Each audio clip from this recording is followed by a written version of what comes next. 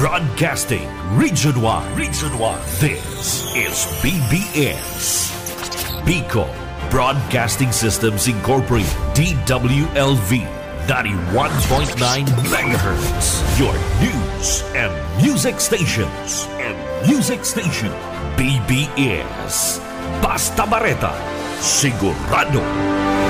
Alas 6:54. Hali sa BBS News Center Naga. Uyan na ang mga nagbabaga. Presko. Mga baretang sigurado. Ini ang BBS Primetime News. Mga tugang liwat, marahay na aga po sa inyo po. Ako po si Jonel Cuba. Sa headlines kita kana sa tuyang mga barata sa lado lokal. Tapos na asin na agian na ang duwang tulay sa gain sa asin barangay Loob Malbung Braids. Asin man ang Sampaloc Braids na pig patrabaho ninda Gobernador Luigi Villafuerte, Congressman Migs Villafuerte, asin man ni Congressman Elry Villafuerte. Sa satuya pa nga pamayukan na mga barata sa lado lokal. PNP Chief Personal na pinag-inspeksyon anda Rolando Andaya asin Marlica Highway kay banan si Police Brigadier General Dizon sa probinsya kana Camarines Sur. Dekadita gikan sa Tabaco City na i-report na nawawara duman sa Gulf of Mexico. Sa satuya pa nga pamayukan mga barata sa lado lokal, 150 mga child laborer sa probinsya kan Camarines Sur na karesibinin tabang sa irarom kan Project Angel 3 kan Department of Labor and Employment Bicol. Proposed Philippine Coast Guard Academy sarong makasaysayan na nalakdang kan PCG sa Bicol Region. Ay babang pamayukan na barata sa lado lokal, KBP sa Camarines Sur pinag-iisipan kung sa Palasyo Malacanang gigibon ang oath-taking kan grupo kan mga bagong opisyal kan KBP Camarines Sur alagad sigun sa chairman mas magayon kung digdi na sana sa siyudad kan Naga.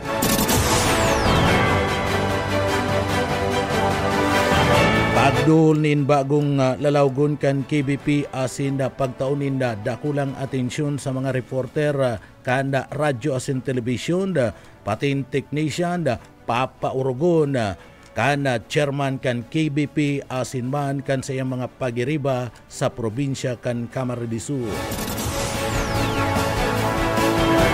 Iba pang pamayukan mga barata sa lado lokal, pag-ruso kan mga pasahero sa terminal kan na siyudad kan Naga, sufisyente ang bus na maserbi para sa mga ini pasiring duman sa Metro Manila.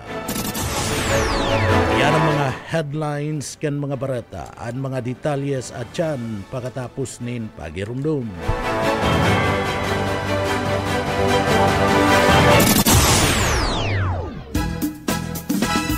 Mga gamit sa eskwela, gustong gusto ni kuya, mga kailangan ni nanay, dekorasyon sa ating bahay, mga gamit ni tatay, at laruan ni Totoy, kay ate pampaganda, sa Angela, kumpleto ka.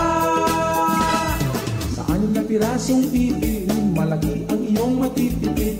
Kung bibili ka ng sandosena, ang discount mo ay lalagyan pa. Kaya sa bawat pagbili, mga kailangan ng family, Angela Training puntahan, tipid ka na, may sweldo pa.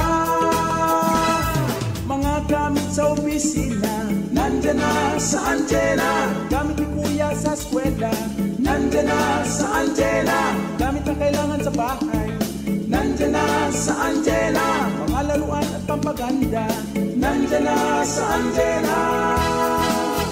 Halika na sa Angela, may sweldo pa sa Angela. Ang atugang liwat marahay na aga po sa Ako po si Jonel Cuba. Ngunyan sa detalyes kita kan sa tuyang mga barata sa lado lokal, nagpuon lang sa pangiturukan, ngunyan realidad na, tunay na, ongoing na ana asin na agian na an Pasakaw Balatan Tourism Coastal Highway tatapuson iniya sa paagikan na termino ni Gobernador Luigi Villafuerte bilang congressman kan 2nd District kan Camarines Sur asin idudugtong pa sa bagong plano kanda Pasakaw iyo anda Pasakaw Ragay Coastal Highway hapaagi man ni Congressman Horibata, Congressman Migs Villafuerte asin Bicol Saro Party List. Pag natapos ini, sobrang gayon ang Coastal Highway view asin ini ang madarama promote sa lado man kan na transport asin sa paagi kan na pag-promote ni na tourism asin economic opportunities sa coastal na barangay kan geographically isolated ngunyan pega pahayag na digdi tapos na subot ang tulay asin ini tunay na namamatian ang kauswagan asin pagbabago sa parte mismo kan coastal area kung sa inaagihan na si Congressman Elry Villafuerte, Congressman Migs Villafuerte asin Gobernador Luigi Villafuerte, Congressman Horibata asin man ang Bicol Saro Party List iyo ang nagplano tanganing marealisar ang nasambit ng proyekto ng unyan na agihan na kan anuman na klase nin behikulo. Sa iba pang detalyes kan mga barata sa lado lokal, saro pang magayo na barata tapos naman asin naagian na ang tulay dyan sa barangay kan San Jose sa Banwaan kan Binalabak Camarines Sur. Inagad lang kan mga taga San Jose Binalabak sa presensya ni Congressman Elry Villafuerte, Gobernador Luigi Villafuerte asin Congressman Migs Villafuerte ada pagkakaigwanin hanging braids alagad ginibo ni Congressman Migs Villafuerte, Gobernador Luigi Villafuerte asin man ni Congressman Migs Villafuerte na magkaigwanan na konkreto nga tulay sa nasambit ng lugar asin pinaglalauman na ini kaanda mga taga Binalabak Camarines Sur na madaranin dakulang kaginhawahan asin kagianan sa lado kan mga residentes kana sambit na nga lugar ninhuli man kana pagkakaigwa kana nasambit na nga konkretong tulay sa barangay kan San Jose Binalabak Camarines Sur dati nagbabayad nin 5 pesos ang kada saro maka balyo lang sa salog pag makusog pa ang alon delikado sa buhay ninda pinangako man kan dating congressman na ini anda subuot da ininda tatawanan na ninda pagkakataon na da imapakaray anasambit na nga tulay saro ini sa napakadakol na mga proyekto na nagibo asin nakatabang sa mga residentes kanda Banwaan kanda Binalabak Camarines Sur ipagpapadagos asin dadagdagan ni Governor Luigi Villafuerte pagsiyana ang congressman asin pagbalik ni Gobernador Elry Villafuerte sa probinsya kan Camarines Sur mas lalong dakol asin magiging masigasig sinda sa pagdagdag nin mga proyekto asin mga programa na ikakaasenso kan mga residentes kan Binalabak bako lang sa Binalabak kundi sa enterong probinsya kan Camarines Sur. Sa iba pang detalyes kan mga barata sa lado lokal, tapos naman asin naagian na ang duwang tulay dyan sa Banwaan kan gayon sa Camarines Sur. Ini ang barangay Loob Malbong Braids asin ang Sampaloc Braids. Nagkapirang dekada na pinapangako asin na dainagibo kan mga dating nakatukaw ng mga congressman ada party mismo dyan sa Banwaan kan gayon sa Camarines Sur urog na kanda magtukaw ang dating congressman na si Nonoy Andaya alagad ngunya na patapos nangyari ada nasambit ng pagpapairahay kana tulay dyan sa barangay kana Loob Malbong Braids asin Sampaloc Braids sa paagi ninda Gobernador Luigi Villafuerte, Congressman Migs Villafuerte asin ni Congressman Elry Villafuerte. Dakul na mga good news tapos anda pang ikatulong tulay sa laog mismo kan gayon sa Patong Pamplona. Ini parte kan diversion road na kung saan pinapagibo na part of master plan kan 2nd District an bilog na probinsya kan Camarines Sur. An mga proyektong ini iyo ang nagdarasin da Gobernador Luigi Villafuerte, Congressman Migs Villafuerte asin an Bicol Saro Party List tinawan doon kanda nasambit na mga opisyal na da ininda papabayaan an banwaan kan gain sa Camarines Sur ini tanganing mahiling ang pagtalubo asin progreso kan sinambit ng banwaan. Sa iba pa niya itong detalyes kana sa tuya pa nga mga barata pakitangunyad sa lado lokal. Sa iba pa nga detalyes kana mga barata sa lado lokal. Sarong 28 anyos na dekadita gikan sa parte mismo kan Tabaco City sa Albay ang napareport na nawawara mantang lunad ka na prestige sa ACE sarong Panama flood sa Basel kanda Disyembre 5 binisto ang nawawarang marino na si Ralph Antonia Bobilis na uring nailing mantang ang barko ang naglalayag duman sa parte mismo kan Gulf of Mexico pasiring sa Baltimore, USA. Sigun sa report, bandang alas 5 nin pagkahapon lang napabareta ang pagkakawara ni Bobilis haros 7 oras. Gikan kanuri siya nga mahiling basado sa panginot na mga report kan kapitan kan barko posibleng luminok suda si Bobilis gikan sa bintana kan sa iyang kabina mantang an pamilya kan marino ang nagahagad nin busising investigasyon sa insidente. Segun sa iyang ama si Barangay Captain Elias Bobilis Jr. kan San Roque, Tabaco City, gusto nindang makuha ang mga gamit ni Bobilis asin mahiling ang kabina kani padagos na pinagaantabayanan ang kadagdagan ng mga impormasyon gikan sa mga autoridad kasumbay kan na nasambit na ngayon siya manungod sa sinambit ng insidente kan pagkakawara kan Bicolanong marino dumana sa Gulf of Mexico. Iba pa nga detalyes kan mga barata sa lado lokal, 150 na mga child laborers aparte kan Camarines Sur nakaresibin tabang sa irarom kan Project Angel Tree kan Department of Labor and Employment kasabay kan pagsilibrar kan 32nd National Children Month. Nagatud ning kaugmaan asin paglaom ang Department of Labor and Employment Udol Bicol sa 150 child laborer sa parte mismo kan Bao, Camarines Sur sa irarom kan programang Project Angel 3. Nakaresibi ang mga beneficiaryo kan pinagapod na food pack, school supplies, hygiene kits asin iba pa nga mga necessities basado kidul Bicol Regional Director Emelda Gatinaw obeto kana sambit ng inisyatiba na matauanin pagirumdum ang kinakaipon ng mga aki na magkaigwanin oportunidad asin makanaud na parambungon asin na mangiturugan sa lugar na digdi subuot malaya ang mga pagtatrabaho tanganing lalong mapaugma ang mga kaakian nagsagibo man in mga interactive games na may premyo araw kan Noche Buena package. Tawan manin papuri ni Dul Assistant Regional Director Emelda Romanelius ang pagtatrabangan kan iba-ibang grupo tanganing maipasudod ang nasambit na proyekto. Ta iba pa nga detalyes kan sa tuya pa nga mga barata sa lado lokal propose sa Philippine Coast Guard Academy sarong makasaysayan na lakdang kan PCG sa Kabikulanda.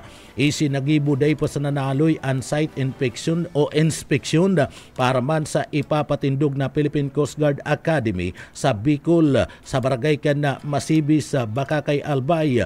Pinanginutan ni RADM Ostilio Arturo E. Cornelio PCG Chief kan Coast Guard staff kabaliman ang COMMO Iban Roldan PCG Commander asin man tawan sa Infrastructure Development Service IDS asin man Remo Bicol anasambit ng pagkakaigwanin inspeksyon igwanin katuyuhan na mabusisi asin na mahiling ana progreso asin konstruksyon kan akademya na ikinukonsidera na sarong makasaysayan na lakdang para man sa Philippine Coast Guard ana pagpapatindog kan Philippine Coast Guard Academy sa riyon kan Bicol sarong estratehikong desisyon na obhetong pakusugon ang kakayahan kan PCG sa pagpipreparar sa pagkakaigwanin training kan mga magiging tagapagtanggol kan kadagatan an akademya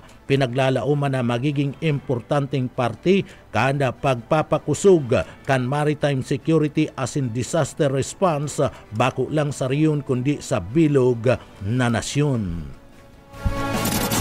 Sa iba pa nga detalyes kan sa tuya pa nga mga barata sa ladwa lokal.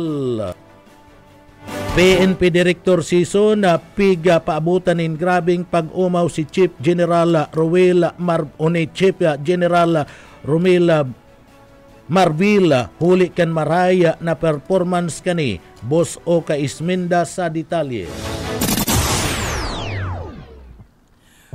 Nakangirit asin pinagapasalamatan na ni PNP Chief ang performance ka na PNP Bicol ning huli naman sa performance ka ni outstanding na performance sa bilang Regional Director kan PNP Citizen. Sikon sa PNP Chief ang maswerte ang Bicol Region ning huli ta ang PNP Regional Director sa Bicolano asin aram subot kay ni ang sa iyang trabaho. Pinag-aaralan po namin how we can minimize po yung mga losses po na hindi kailangan.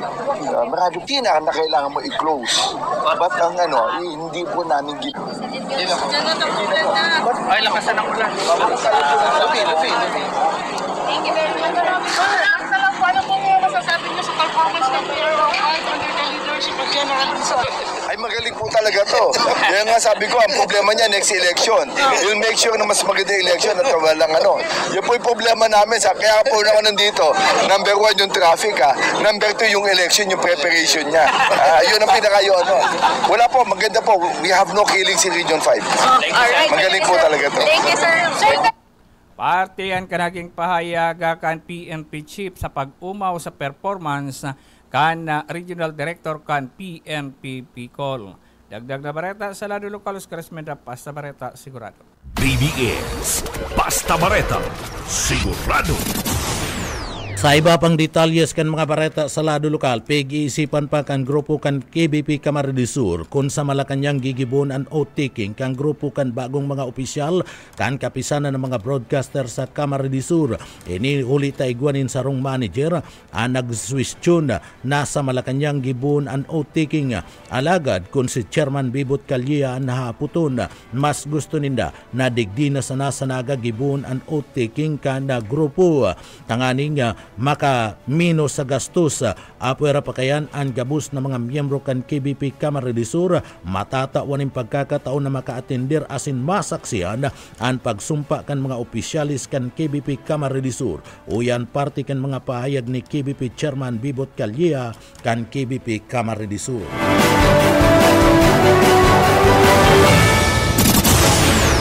Si Manager Ruel nagsuggest na kakaulayan yung schedule si Secretary Cesar kung dumaan lang kami ma-oath-taking sa mismo sa Malacanang.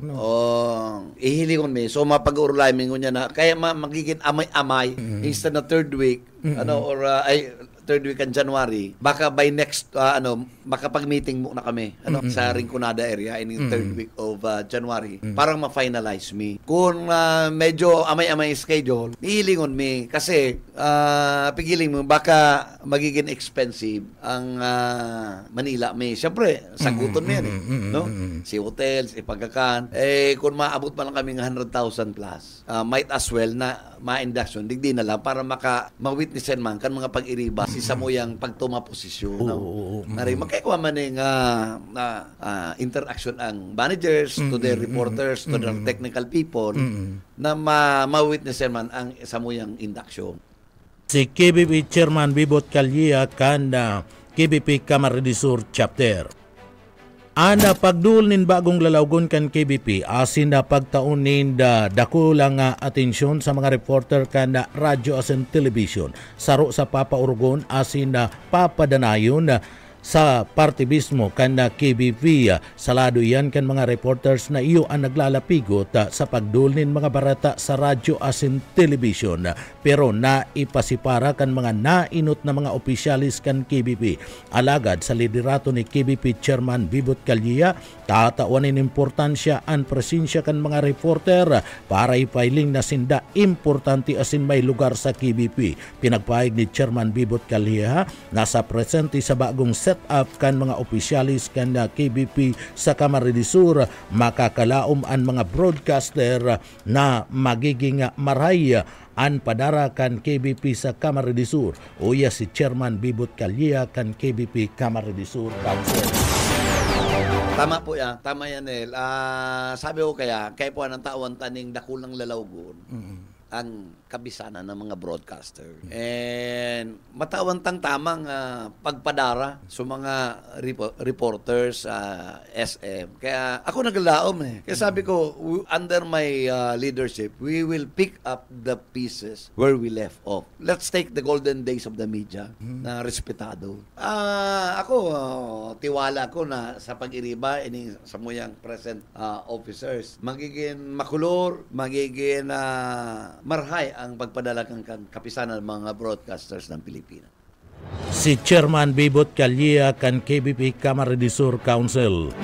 Ana mga bagong set-up officer kan KBP sa Camarines Sur iyon desendas Chairman Bibot Calleja, Vice Chairman Rica Arnido, Secretary Laika Kayla Ligasyon kan DCKI, Rowino Abaraka kan bilang performance officer, egwamanin mga district coordinator na pigbugtak duman sa Rinconada area sa pagiman ninda Mamayit, partido area sa paagi ni SM Franca Sotero kanda kakampi mo partido. Sa Naga, pinag-iisipan pa ulit si Villa Cruz, iyo kuta na napili alagad nag-sign off na ang operasyon kan sa iyang ipigpipresentar na radyo an Idol FM nangunyan off the air na asin posibleng isalida si Mapi Mariscal kan radyo natin sa Naga.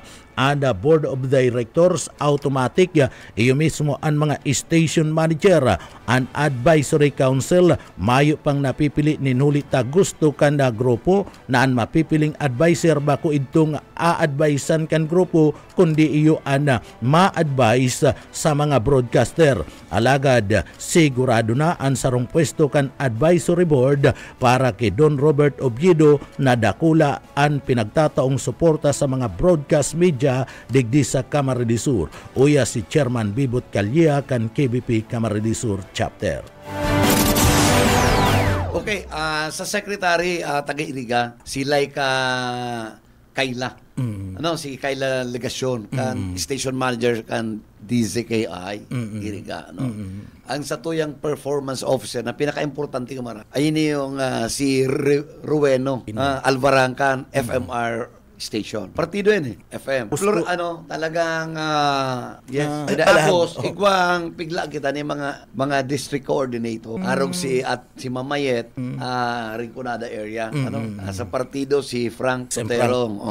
Sa Naga ang napili kundi ko na pasala si Villa Cruz, pero I don't know kung ma-accommodate pa na nag-sign off na bagasinda.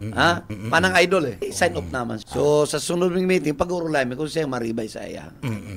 Baka si Mafe or si Ma'am Ami ang board of directors kaya piga-assume na si mga station managers sinanala mag-compose kan board. Mayo pa kami kayahan kasi pigiiling mi muna ang magiging advisory group na bako siya nga advisean. Correct. Bakong kami ang ma-advise. Pero ako for sure, dahil very active na maray si sa tuwing amigo, very supportive sa media, sigurado kong yaon si Mr. Robert Gabos. Gabos na po sa kuya hanggang ki Manager Rick, ubos yan. Puro sa unanimously elected. Mayo kaskason si election mo. Artiyan kan mga payag ni Chairman Bibot Calleja kan KBP Camarines Sur Chapter. Sa iba pang detalyes kan mga barata sa lado lokal, nasa linya si Daryl Banyas. Sayet po tabi ini, uli ang bareta. Dakop kan mga pulis sa pagiling bypass operation ang sarong bindor dyan sa Gawad Kalinga sa barangay Balatas, Ignisan na kasunma. Sa record nagsasabi na haloy ng pinagmamanmanan kan mga pulis ang suspect na si Norman, 45 anyos uli sa pagbabakal kanyang drogas sa nambit ng lugar. Sagkod ng sarong pulis ang nakabakal, hindi Shabu na nagkakantidad 10,000 pesos. Dumana ini pinagramalan kan mga autoridad. Kan ini karap-kapan na ako pa sa posisyon kayo ni ang sarong plastic na say na may laog na pinalang na dahon ng marijuana asin glass tube na ginagamit kayo sa paghigop pa droga. Ang suspect lagusan sila ang taning kasong violation of RA 9165 asin sa ngunyan nakakulong sa Police Station 6 detention cell. Para sa BBS News, Boyet Pareres. BBS, Basta Bareta, sigurado. Si Boyet palang partner. Tayo pa nga detalyes kan nasa tuya pa nga mga barata sa lado lokal. Sa iba pa nga detalyes kan mga barata sa lado lokal para kay Chairman Bibot Calleja, saro lang ang gusto niyang ipaabot. Sabi niya, it's done.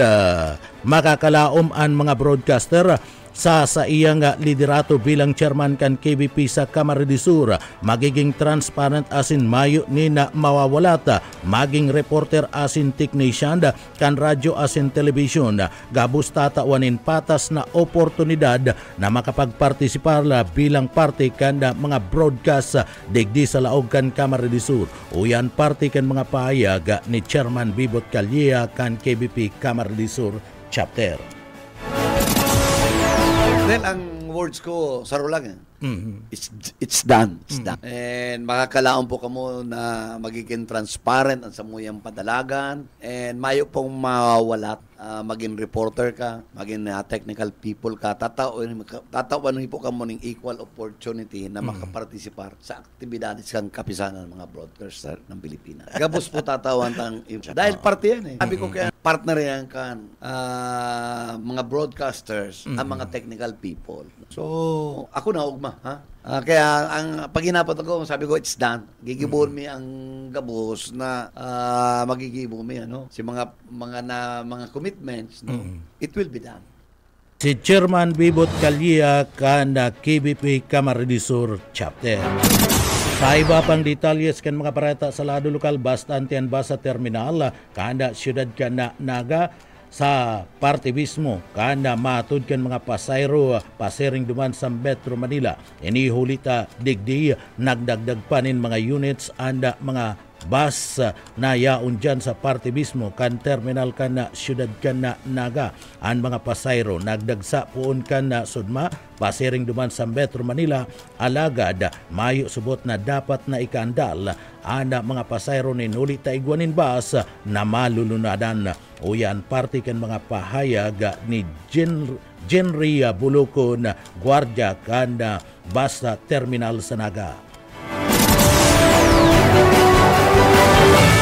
Sa ngunyan po, ang sitwasyon ta mo niyan po dito sa Bicol Central Station na ang mga buses ta po mo niyan bastante taan iba po nga yung mga buses, ito po mga buses tang lokal na kasecure po sinda ng mga special permit na mga serbisyo po sa mga dagmang tapong pasaheros. Ayun po, sa munyan pong oras na ini, medyo po nabibuild up pa lang po ang mga pasahero. Pero regarding naman po sa mga buses bastante po ang mga buses ta munyan.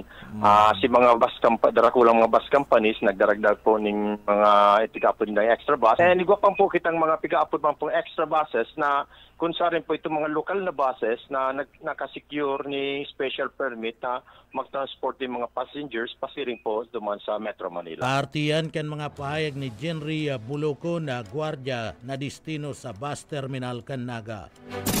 6,000 pataas ang piglalauman na mga pasayro kan Manemento kan bus terminal sa laog kan Naga na madagsa poon kasudma sagkud na ngunya na simana pabalik duman sa parte mismo kanda Metro Manila na kung saan nagbarakasyon sa naman digdi sa probinsya kan Camarines Sur o liman kan Christmas holiday. An iba nakakuha naman ng reservation alaga duman sa walk-and passenger. Sigurado ni Bulukon na igwama nin mga bus na malulunadan pasiring duman sa Metro Manila. Uya si Genry Bulukon. pag-estimate na po mo yan, ang mga aron po, sa duwan lang po kita, sa mga, sa munyan po, pag-estimate na po, mga 10,000 pasakat po ang sa tong pigi-expect na pasaheros. Aron po tayo na kaigwa po ba kitang holiday, halawin weekend, holiday po. Sin nga ni, maski nga ni po nga ni ako, sa mga party ko man po. Artiyan kan mga pahayag ni Jenry Buluco na kanda Bicol Central Station digdi sa Naga. Analawig na oras na pagbiyahe kan na mga pasayro asin pabalik kan mga bus gikan sa Manila. Iyo sana nahihiling na problema kan manimento kan terminal. Uli man kan one way sa ibang mga lugar kan Bicol. Asin na duman sa probinsya kan Quezon na pwedeng maabala asin di makaabot sa tamang oras sa terminal. Uya si Jenry Buluco na security guard kan Naga City Bus Terminal. Iyo po. Ang magiging problema talang po, nahihiling mi lang pong, kasi namamatay magiging problema. Yun lang po itong medyo halawig na pagbiyahe sa kang mga pasahero, asin ang pagbultada kan si mga basa naghalidigdi. Aram ta po baga si sitwasyon. Bako sana po dito sa part kan Bicol, kundi sa may party pa po baga kan Quezon Province na medyo nagkakaigwa pong mga one way ang mga dalan. Iyo po, kaya po ang pigukanta mo niyan, makararaga po ang mga buses, medyo maarabala kung sa bastante.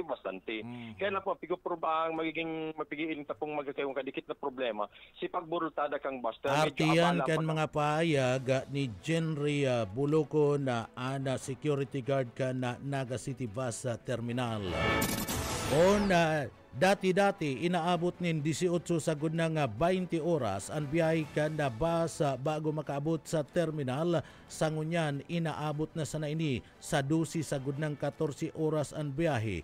Nagbawas nin oras sa apwera kayan kana traffic dagmang pani na mga private vehicles nagbabiyay apwera pa kan regular na mga bus na minabiyay kaya digdi minaabot pa sagud ng 12 oras ang biyahe haling Manila pasiring sa Naga, pero si dating 20 oras ini ada buminaba na. Uya ang pahayag ni Jenry Buluco kanda Naga City Bus Terminal.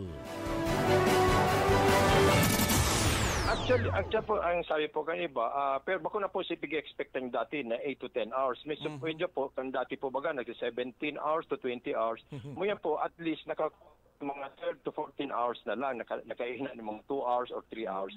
Pero sabi nga, kan mas marere ka di kita, aram ta po baka dagmang ang mga bihikulo, apera pa kan mga buses, si mga private vehicles pa nag-aaragi din sa dalan na medyo hara-harala ba talaga. Iyo po nga, kung nga po, kung nagkaigwalang pagkakataon, bad niya Artiyan kan mga pahayag ni Jenry Buluco na and gwardiya na destino dyan sa Bicol Central Station o Bus Terminal kan Naga.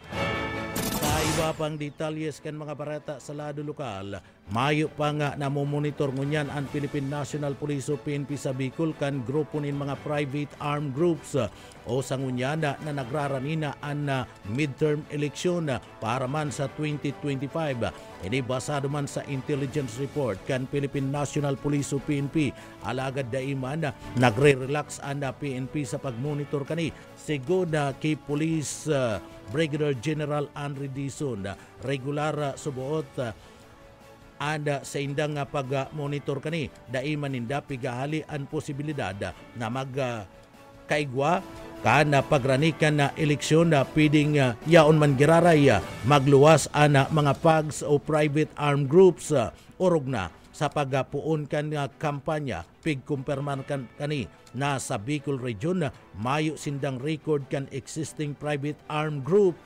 Uyan parte kan mga pahayag ni Regional Director Police Brigadier General Andrew Dizon kan Bicol.